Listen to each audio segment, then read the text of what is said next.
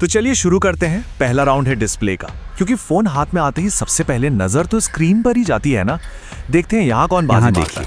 इस स्लाइड को देखते ही साफ हो जाता है कि ये तो कोई कंपटीशन ही नहीं है।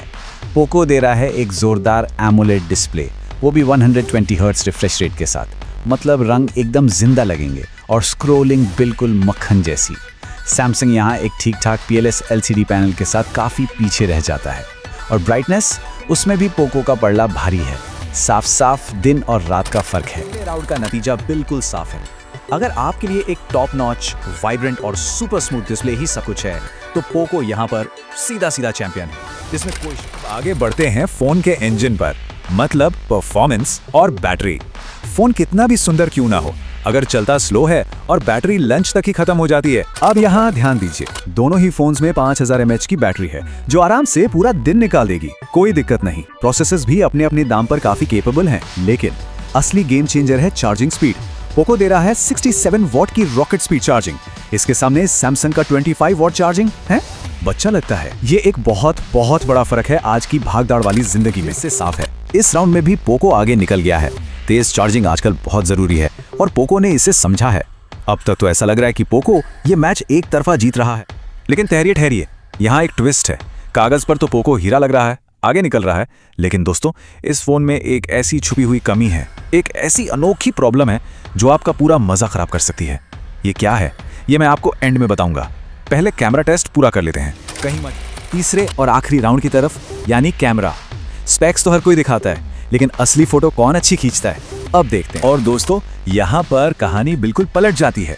पोको 64 मेगापिक्सल OIS के साथ कागज पर आगे लगता है, लेकिन असली दुनिया में यूजर रिव्यूज के मुताबिक इसका कैमरा उम्मीद पर खरा नहीं उतरता। फोटोज में अजीब सा नॉइज आ जाता है। वहीं दूसरी तरफ सैमसंग का सालों का एक्सपीरियंस काम आता है। उनका सॉफ्टवेयर, उनकी इमेज प्रोसेसिंग कलर्स को ज्यादा नेचुरल रखती हैं और मुश्किल लाइट में भी बेहतर डिटेल्स निकालती हैं। सीधी भाषा में सैमसंग की फोटोज ज्यादा साफ और कंसिस्टेंट आती हैं। और यहीं से ये साबित होता है कि सिर्फ मेगापिक्सल ही सब कुछ नहीं होता। सैमसंग अपने सॉफ्टवेयर पावर की वजह से ये राउंड आराम से जीत जाता है।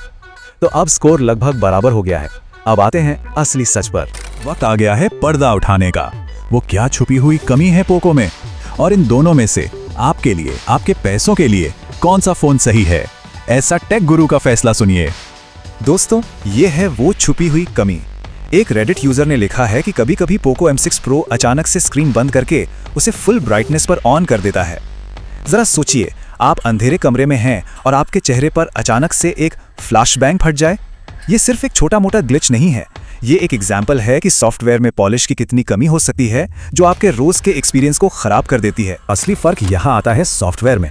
पोको का हाइपर OS कस्टमाइजेशन तो बहुत देता है, लेकिन यूजर्स ने बग्स, अपडेट्स के बाद फोन का स्लो हो जाना और फालतू के ऐप्स की शिकायत की है। वहीं सैमसंग का One UI एक पॉलिश्ड, स्मूथ और भरोसेमंद एक्सपीरियंस देता है। ये छोटी छोटी चीजें रोज के इस्तेमाल में बहुत मायने रखती हैं। और सच सुनिए, पोको ने अपडेट्स के मामले में काफी सुधार किया है। 3 एंड्रॉइड अपग्रेड्स का वादा गजब है, लेकिन दोस्तों सैमसंग अभी भी इसका बादशाह है। 4 एंड्रॉइड अपग्रेड्स और 5 साल के सिक्योरिटी पैचेस। इसका मतलब है कि सैमसंग आपके फोन को ज्यादा लंबे समय तक नया और सुरक्षित रखता है। ये लॉन्ग टर्म इन्वेस्टमेंट के लिए बहुत जरूरी है। तो आखिरी फैसला क्या है? आईटेक गुरु की माने तो अगर आप एक स्टूडेंट या गेमर हैं जिनको कम पैसों में जोरदार परफॉर्मेंस और डिस्प्ले चाहिए और आप थोड़े बहुत सॉफ्टवेयर बग्स झेल सकते हैं, तो पोको M6 Pro आपके लिए है। लेकिन अगर आप एक वर्किंग प्रोफेशनल हैं या आपको एक ऐसा फोन चाहिए जो बस चले बिना किसी परेशानी के, जिसका कैमरा बेहतर हो और सॉफ्टवेयर एक्सपीरियंस एकदम साफ सुथरा हो, तो थोड़े एक्स्ट्रा पैसे डालकर सैमसंग लेना ही समझदारी है। दोस्तों हमारा काम मार्केटिंग करना नहीं है, हमारा काम है आपको सिर्फ असली सच बताना, ताकि आपका मेहनत का पैसा सही जगह लगे। अगर आपको ऐसे ही नो नॉनसेंस सच्चे कंपैरिजन्स पसंद हैं, तो चैनल को अभी सब्सक्राइब करिए। अगले एनालिसिस में मिलते हैं।